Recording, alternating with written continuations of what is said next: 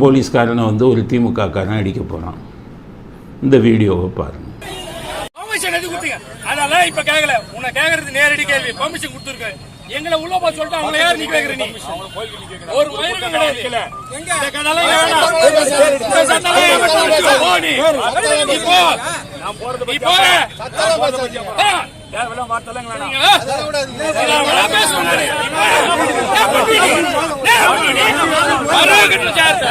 போலீஸ்காரன் மட்டும் இல்லை, இதுக்கு முன்னாடி திமுக ஆட்சியில் இப்போ நடக்குது. தாசில்தாரை அடிக்க போகிறாங்க. இந்த திருமாவளவன் கட்சியால் ஒரு பெண் தாசில்தாரை அடிக்க போகிறாங்க. கெட்ட வார்த்தையில் திட்டுறாங்க. விஏஓவை கொலை பண்ணுறாங்க. அப்போ அரசு ஊழியர்களுக்கு, போலீஸ்காரர்களுக்கு மட்டும் இல்லை, அரசு ஊழியர்களுக்கு அரசியல்வாதிகிட்டேருந்து பாதுகாப்பு இல்லை. நம்ம இதில் எடுத்திங்கன்னா கிட்டத்தட்ட ஒரு 5-6 லட்சம் அரசு ஊழியர்கள் இருக்காங்க, போலீஸையும் சேர்த்து. அவங்க குடும்பத்தெல்லாம் சேர்த்திங்கன்னா 15 லட்சம் பேருக்கு மேலே அரசு ஊழியர்கள் இருக்காங்க, ஆசிரியர்கள் இருக்காங்க. இவர்கள் தான் முக்கியமாக அரசாங்கத்தை நடத்துகிறவங்களே இவங்க தான். இவங்க நினச்சா ஒரு அரசாங்கத்தை கவுத்திடலாம். அரசாங்கத்தை நடத்திக்கிட்டு இருக்கிறவனை பொம்மை மாதிரி உக்காந்துக்கிட்டு ஊழல் பண்ணுற அரசியல்வாதியை அடிக்க போகிறான். அப்போ அரசியல்வாதி, அப்போ அரசாங்க அதிகாரிகள் எப்படி இருக்கணும்? அதைத்தான் அரசாங்க அதிகாரிகளுக்கு சொல்கிறேன். ஜனநாயக முறையில் உங்கள் எதிர்ப்பை காட்டுங்க. இந்த இப்போ டிஎம்காரன் அடிக்க போகிறான், போலீஸுக்கு எந்த கதி? அப்போ மற்றவங்களுக்கு என்ன ஆகும்? தாசில்தார்களுக்கு சொல்கிறேன், வாத்தியார்களுக்கு சொல்கிறேன். வாத்தியார்கள் நீங்கள் தானே பூத்தில் இருக்கீங்க. உங்களுடைய ஜனநாயக கடமையை காமிங்க. அரசியல்வாதிகளுக்கு எதிராக ஜனநாயக கடமையை காமிங்க, உதவாங்காதீங்க. இவர் சொல்கிறார், ராமதாஸ், பாட்டாளி மக்கள் கட்சி தலைவர் ராமதாஸ் என்ன சொல்கிறாரு, உங்களுக்கு பழைய பென்ஷன் வேணுமா? திமுகவுக்கு எதிராக ஓட்டு போடுங்கன்னு சொல்கிறார். திமுகவுக்கு எதிராக ஓட்டு போட்டால் மட்டும் பழைய பென்ஷன் வந்துடுமா? எல்லா அரசியல்வாதிகளும் ஒன்று தானே. 8,33,000 கோடி கடனை உருவாக்கிட்டு போயிட்டாங்க திமுககாரங்க.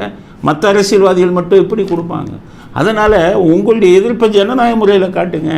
அரசாங்கத்தில் நீங்கள் தான் நிர்வாகத்தில் உட்காந்துருக்கீங்க. திமுககாரன் அடிக்க வரானா, திமுககாரன் எதை சொன்னாலும் அதுக்கு எதிரான முறையில் நீங்கள் செயல்படுங்க. இதில் சட்டப்படி நிர்வாகத்தில் அதை காமிங்க. பிஜேபிக்காரன் அடிக்க வந்தானா அந்த பிஜேபி சம்மந்தமான இதுக்கு வந்து எதிராக செயல்படுங்கள். உங்கள் அதிகாரத்தை காமிங்க. எல்லா அரசு ஊழியர்களுக்கும் சொல்கிறேன், 10-15 லட்சம் பேர் வருவீங்க.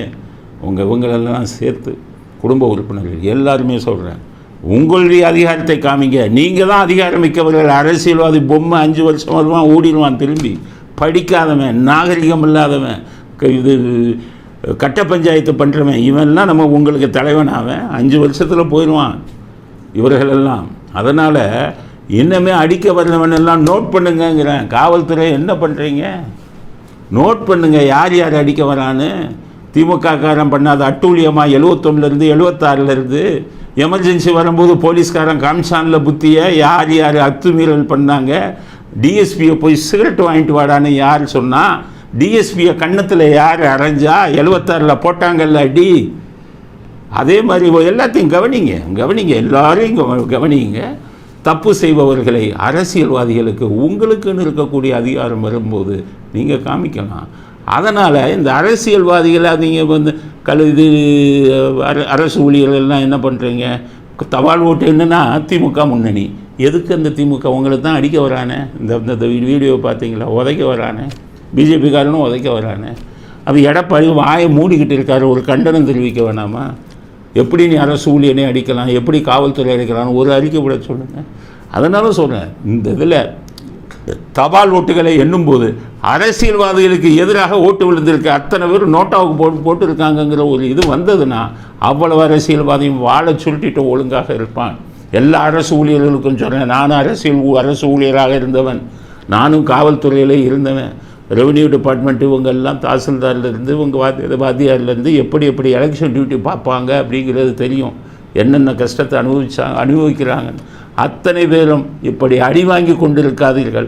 உங்கள் அதிகாரத்தை காமிங்க. முதல்ல இவர்களுக்கு எதிராக உங்களுடைய வாக்குகளை செலுத்துங்கள். அப்போ தான் நீங்கள் அடி வாங்குறது நிற்கும். இல்லை திருப்பி இவங்க அந்த அரசியல்வாதிகளுக்கு ஓட்டு போட்டுக்கிட்டு இருந்தீங்கன்னா நீங்கள் நிரந்தரமாக ஒவ்வொரு இதுலேயும் நீங்கள் அடி வாங்கிட்டு தான் இருக்கணும் அப்படிங்கிற கருத்தையும் பதிவு செய்ய விரும்புகிறேன்.